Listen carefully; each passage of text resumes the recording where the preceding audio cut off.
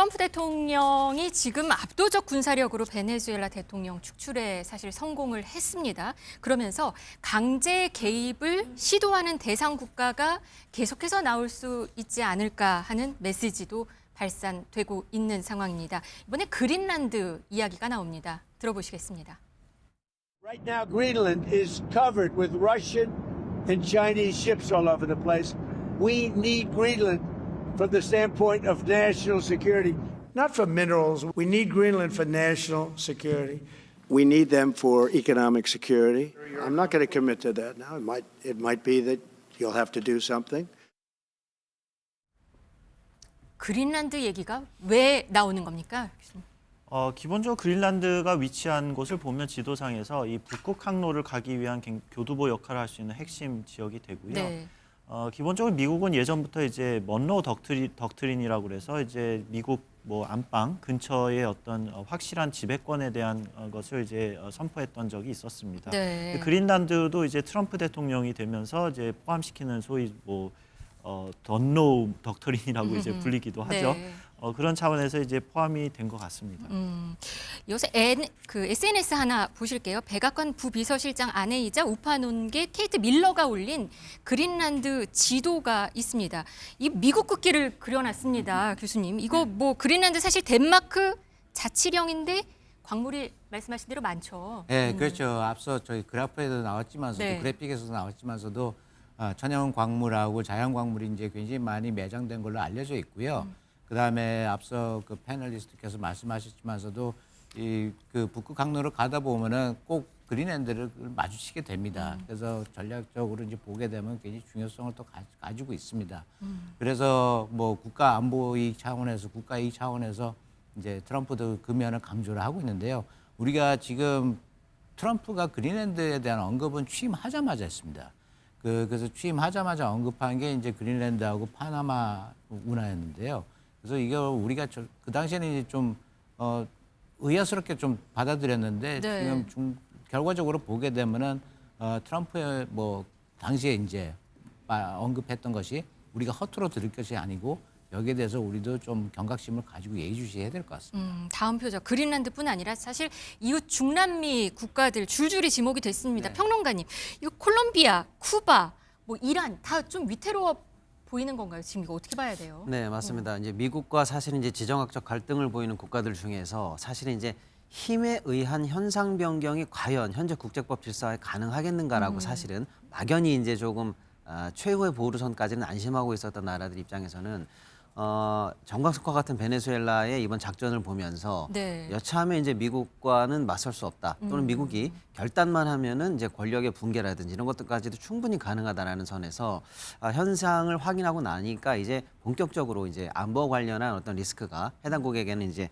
다가온다 이렇게 봐야 될 것 같고요. 네. 특히 이제 중남미 이제 사실 이제 서반구라고 불리는 아메리카 대륙 북미부터 남미까지의 네, 대륙 네. 내에서 미국이 확실하게 이제 패권을 이제 천명한 이상 그 안에서 그동안 반미 노선을 갖고 왔었던 여러 나라들 입장에서는 네. 이제 본격적인 사실 이제 두려움을 느끼는 상황이다 이렇게 볼 수가 있겠습니다. 네. 특히 이제 쿠바 같은 경우에는 네. 베네수엘라와 굉장히 밀접한 관계에 있었어요. 사실은 그동안 굉장히 많은 경제 제재를 받아왔기 때문에 경제적으로도 좀 어려운 상황인데 그나마 연명할 수 있는 동아줄 같은 게 뭐였냐면 베네수엘라에서 나오고 있는 석유였어요. 전력난도 굉장히 심각한데 네. 그나마 베네수엘라를 통해서 석유를 공급받고 쿠바가 군사나 안보 자산을 공유하면서 나름의 협력 관계로 겨우겨우 사실은 이제 국가가 지탱돼 왔었는데 베네수엘라라는 한 축이 만약에 무너진다면은 쿠바 입장에서는 경제적으로도 이제 사실은 홀로 서야 되는 위험한 상황. 또 이제 안보적으로도 미국과 이제 여차하면은 미국의 베네수엘라의 시즌 2가 될 가능성까지도 염두에 둬야 되기 때문에 중남미에는 이제 지정학적 긴장이 한층 더 올라간다 이렇게 봐야 될 것 같습니다. 그래서 트럼프 대통령이 쿠바는 그냥 무너질 것이다. 이런 얘기를 했던 게 그렇게 같이 연관이 돼 있는 거군요. 그렇습니다. 이런 가운데 백악관이 SNS에 올린 또 사진 하나 보도록 하겠습니다. 트럼프 대통령이 앞에 있는 사진인데요. 뒷배경이 그런데 지난 10월에 김해공항에서 찍은 사진이라고 합니다. 지금 준비가 아직 안 됐는데요. 이게 의도한 건지 뭐 잘 나온 사진을 갖다 쓴 건지 이거에 대해서 논란이 여러 가지가 있는 것 같습니다. 트럼프 대통령 지금 뭐 거의 자신 있어 보이는 모습을 좀 많이 이걸 같이 의도적으로 드러냈다 이렇게 볼 수 있는 건가요? 네, 그렇죠. 그리고 이제 우리가 트럼프의 이제 외교 정책을 보게 되면은 1기 때와 이제 그 연장선상에서 볼 수가 있는데요.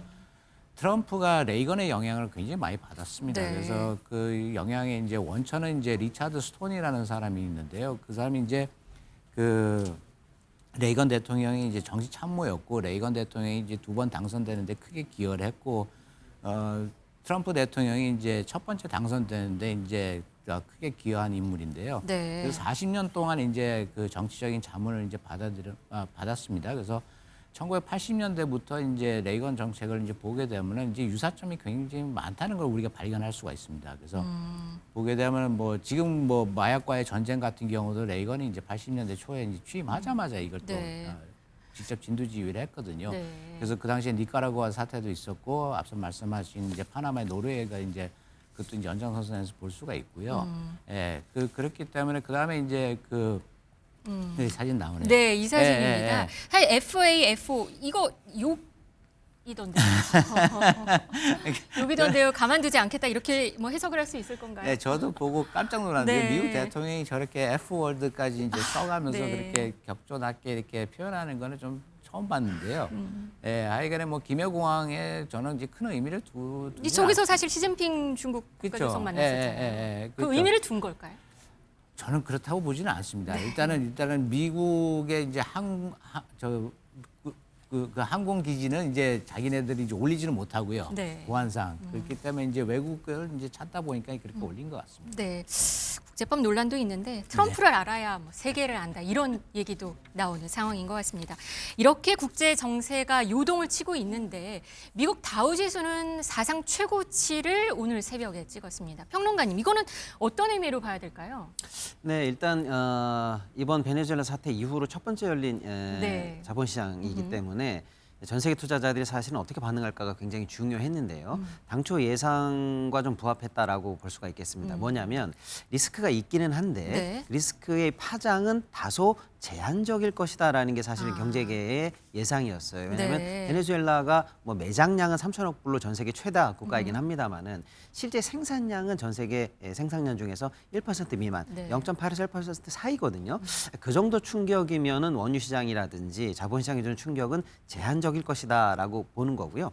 오히려 베네수엘라 관련해서 중남미 관련해서 그동안 있었던 켜켜이 쌓였던 리스크가 어쩌면 해소되는 국면으로 넘어갈지도 모른다라는 조심스러운 기대까지. 조심스러운 기대. 그러면서 결국에는 이 리스크의 파장이 작다라는 게 자본시장의 판단인 것 같습니다. 그로 인해서 오히려 3대 지수들이 전부 다 상승하면서 최고치를 기록했다 이렇게 볼 수가 있겠고요. 네. 특히 이제 좀 눈길을 끌었던 것은 이번 사태의 직접적인 수혜주로 평가받는 섹터가 새롭게 등장했다라는 건데요. 예를 들어서 이제 종목별로 보면은 베네수엘라 석유 인프라 재건 과정에서 가장 큰 수혜를 볼 걸로 보이는 에너지주입니다. 네. 특히 이제 현재 유일하게 베네수엘라에 진출해 있는 미국계 석유 회사인 쉐브론이 있거든요. 네. 여기 관련해서 주가가 5.1% 뛰면서 시장에서의 뭐랄까요 좀 주의를 환기하면서 각광받는 모습을 보였거든요. 이것은 베네수엘라의 석유 시장을 장악했기 때문이기도 합니다만은 인근의 가야나에서 세계 최대 매장량이 있는 유전이 발굴됐는데요. 여기 관련해서도 쉐브론이 지금 유일한 사실 이제 시굴 관련한 업체로 이제 평가가 되고 있는데. 공교롭게도 베네수엘라가 아니야 그 유전 우리도 소유권이 있어라고 사실은 경합을 벌이는 상황이었거든요. 근데 베네수엘라 관련해서 미국이 어떤 식으로는 헤게모니를 장악한다면 그 부분에 관한 노이즈도 어느 정도 제압이 될 가능성이 있기 때문에 쉐브론 관련해서 또 이제 추가적으로 엑슨모빌이라든지 미국계 이제 에너지 회사들의 주가가 올라가는 모습을 보였고요. 네. 어쨌거나 지정학적 리스크가 올라가면서 방산 관련한 주들이 동반적으로 오르면서 기존에 있었던 상승 흐름에 추가적인 섹터까지 보여지면서 자본시장에서는 상승 마감하는 모습을 보였습니다. 우리 증시 궁금해요. 어제 우리 증시 사상 최고치 돌파했고 오늘은 어제 많이 올랐어서 그런지 그래도 지금 5포인트 4,451 정도를 기록 중이거든요. 뭐 나쁘지 않다고 그렇습니다. 볼 수 있을 것 같아요. 외국인들이 어제 엄청 많이 샀거든요. 네. 이거는 어떻게 또 해석을 해야 되는 건가요? 네, 맞습니다. 연초에 뭐 불기둥을 뿜고 있다 이렇게 좀 볼 수가 있겠는데요. 네. 특히 이제 어제는 4,447로 최고치를 돌파를 했고요.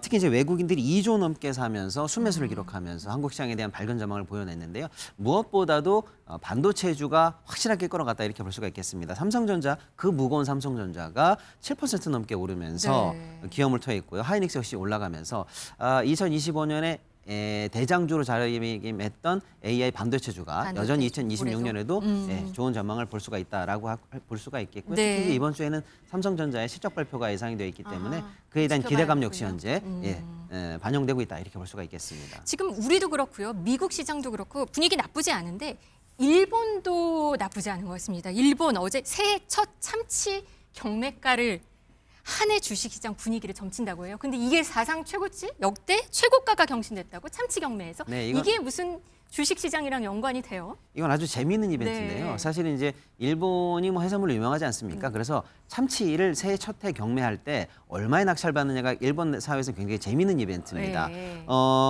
어저께 05시에 새해 첫 참치 경매가 있었는데 5억 1,030만 원, 우리 돈으로 47억이 와, 넘는 금액으로 낙찰이 참치가요? 됐습니다. 네. 맞습니다. 한 마리 가격이에요. 한 마리 가격. 사실 이제 47억이요? 이게 말이 안 된다라고 할 수 네. 있지만 그것을 갖는 이제 홍보 효과라든지 다양한 이벤트가 거기 녹아 있다 이렇게 볼 수가 있겠는데요. 2019년에 30억이 최고가였는데 그걸 무려 17억 이상 오버하면서 역대 최고가를 쓰면서 이제 기염을 토했는데 재밌는 일이 뭐냐면 일본 이제 참치 경매가가 높다라는 것은 어쩌면 경기 호황까지도 사실은 염두에 둔 네. 소비 심리까지도 염두에 둔 이벤트일 수 있지 않습니까? 그래서 참치 경매 1kg당 10만 엔을 넘으면 그런 해에는 니케이가 상승한다라는 증권가의 속성이 있습니다. 네. 그런데 어제 최고가를 경신했기 때문에 올해 어쩌면 니케이도 최고가를 넘을 수 있다라는 이 증시랑 연관된 이벤트로 이제 해석하면서 재미있는 현상을 보여냈다 이렇게 볼 수가 있겠습니다. 주식 시장은 사실 경제 바로미터가 되기도 하는데요. 올 한 해 새해 출발 나쁘지 않은 것 같습니다. 오늘 경제 라이브 여기까지 전해드리겠습니다. 함께해 주신 분들 감사합니다.